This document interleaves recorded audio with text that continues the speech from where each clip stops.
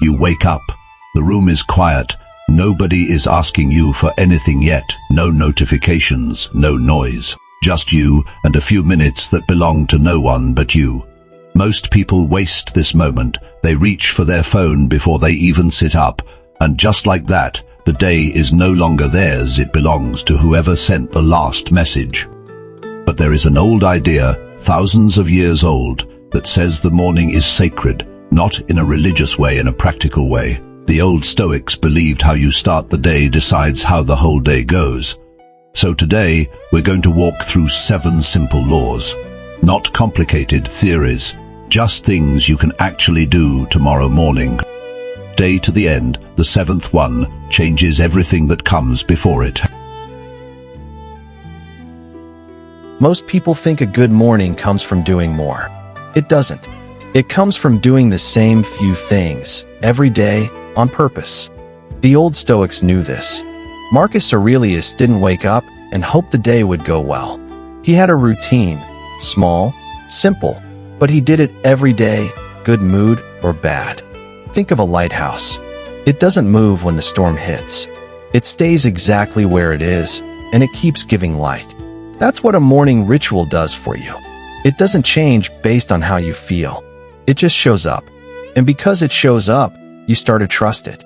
Here's the secret. Your brain loves patterns. The first time you do something, it feels hard. By the 7th time, it feels normal. By the 30th time, it's just who you are. You don't need 10 new habits. You need 3 or 4 small ones, done with real attention. Drink your water slowly. Sit for 1 quiet minute. Say one thing out loud that you're grateful for. That's it. That's enough. Whoever owns your first hour owns your day. That's not a saying, it's just true. The moment you check your phone first thing, you hand your mind over to everyone else's problems before you've even had a thought of your own. Epictetus, one of the old Stoic teachers, said something worth remembering. You always have a choice over what you let into your mind. But that choice is strongest right when you wake up, before the noise gets in. Picture your mind like a house. In the morning, the door is wide open, and whatever comes in first sets the tone for everyone else who visits later. If the first thing in is stress, that's what fills the rooms. If the first thing in is calm, that's what fills the rooms instead. So try this.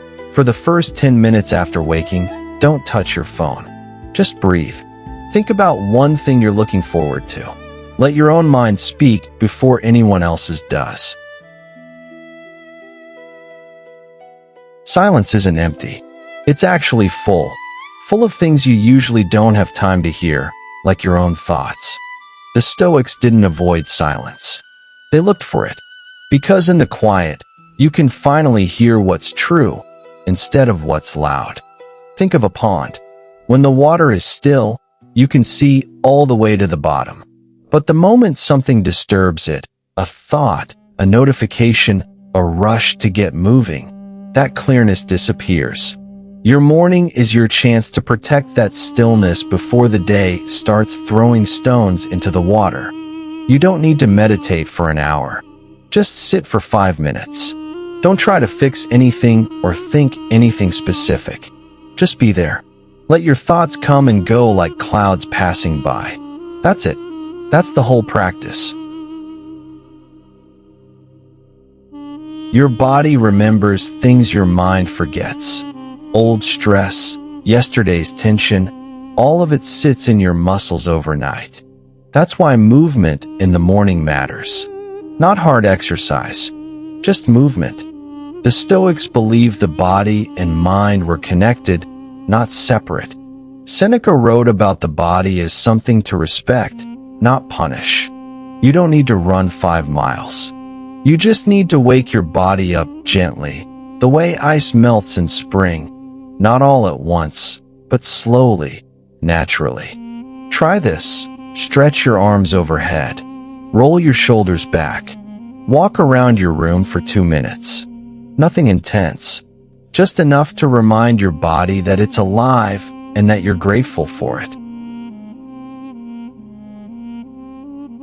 Whatever you put into your mind first thing becomes the lens you see everything else through. If the first thing you read is bad news, everything after feels heavier.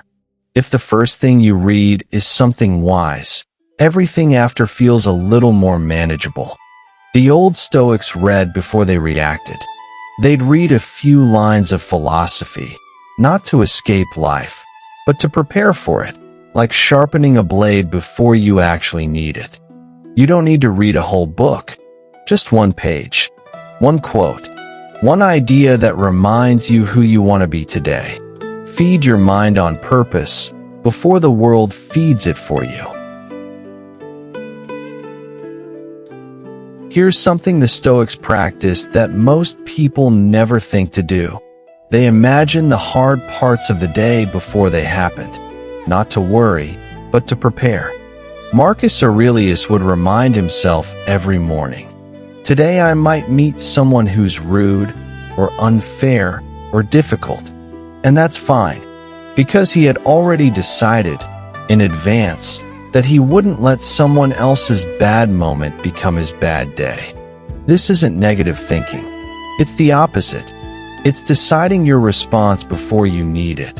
So when the hard moment actually shows up, you're not caught off guard. You already know who you're going to be. Try this tonight or tomorrow morning. Think of one difficult thing that might happen today. Then decide, right now, how you want to respond to it. You've already won that moment before it even starts. Here's the one most people miss. Everything we just talked about, the ritual, the first hour, the stillness, the movement, the reading, the preparation, none of it lasts if you don't close the loop. Closing the loop means taking 30 seconds, right before you step into your day, to ask yourself one simple question.